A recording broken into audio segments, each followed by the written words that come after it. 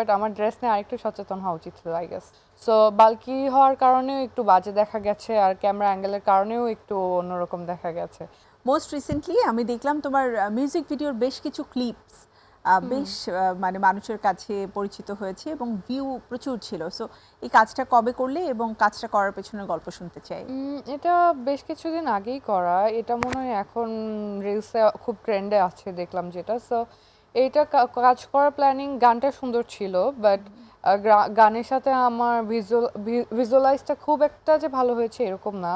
আর আমি বলবো যে এখানে প্রোডিউসার ওইরকম করে চেয়েছিল যে এরকমভাবে প্রেজেন্ট করতে আমাকে, তো আমার কিছু করার ছিল না, আমাকে প্রেজেন্ট করতেই হতো। গানটা সুন্দর ছিল, আমি আমি ট্রাই করেছি ভালো করার। সো এখন ট্রেন্ডে আছে বাট ইটস ফাইন, বাট আমার ড্রেস নিয়ে আরেকটু সচেতন হওয়া উচিত ছিল আই গেস। এটা কাজটা করার পরে মনে হয়েছে মানে যখন তুমি দেখেছো?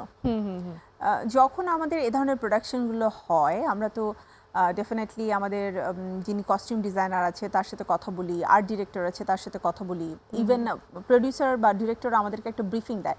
তো যখন তোমাকে ব্রিফ করেছে তখন তোমার কি মনে হয়েছে যে মানে এত বোল্ড অ্যাক্টিয়ার বাংলাদেশের প্রেক্ষাপটে ইট উইল বি ওকে?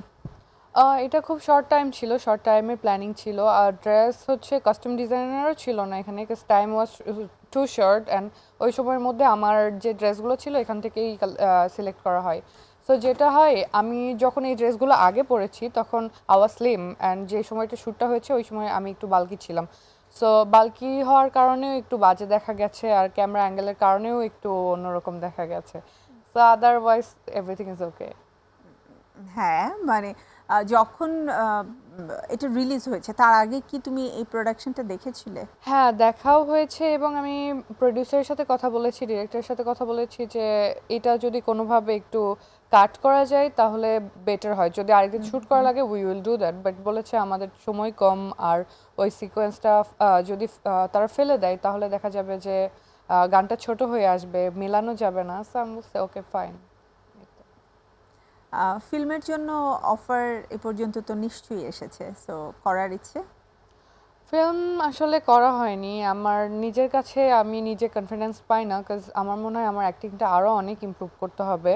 আর হয় না যে বিভিন্ন বিভিন্ন ক্যারেক্টার এগুলা আসলে, তারপরে হচ্ছে আঞ্চলিক ল্যাঙ্গুয়েজগুলা এগুলা অ্যাডপ্ট করতে আমার আর একটু সময় লাগবে। সো আমার মনে হয় যে মুভিটা একটা অনেক বড় একটা পরিসর, সো ওখানে যেতে হলে অবশ্যই স্টাডি করেই ওখানে যাওয়া উচিত।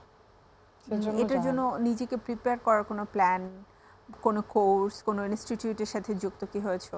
কারণ অ্যাক্টিং তো শেখার জন্য নিশ্চয়ই আমাদের ইনস্টিটিউটের কাছে যাওয়া উচিত। এতদিন আসলে বিজি ছিলাম, বিকজ ক্যারিয়ার তো আমার মিডিয়াতে আসার কি শখ করে, সো এটা নিয়ে প্ল্যানিং ছিল না লং টাইম। সো আমি বিজি ছিলাম আমার স্টাডি, পার্সোনাল লাইফ নিয়ে। সো যেটা হলো এখন স্টাডি মোটামুটি কমপ্লিট, সো এখন আর কি সময় আছে, এই সময়টা আমি একটু ফ্রি। সো আমি ট্রাই করছি নিজেকে ইমপ্রুভ করার, লাইক ফিটনেস নিয়ে, তারপর অ্যাক্টিং নিয়ে, তারপর এক্সপ্রেশন নিয়ে।